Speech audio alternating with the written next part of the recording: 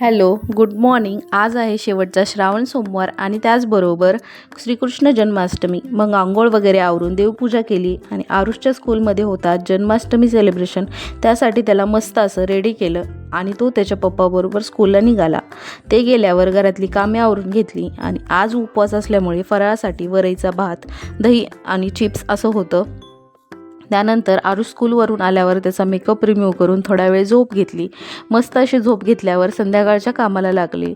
खुशीला काय खायचे असं विचारल्यावर ॲज युजल तिने तिचा फेवरेट पापड असं म्हणाली.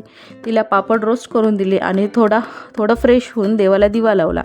आरुषचा थोडा स्टडी घेतला. तोपर्यंत भाजीवाला आलेला. त्याच्याकडून भाजी घेतली आणि लागले रात्रीच्या स्वयंपाकासाठी. तर आज जेवणात होतं सोयाबीनची भाजी, वरण, भात आणि चपाती.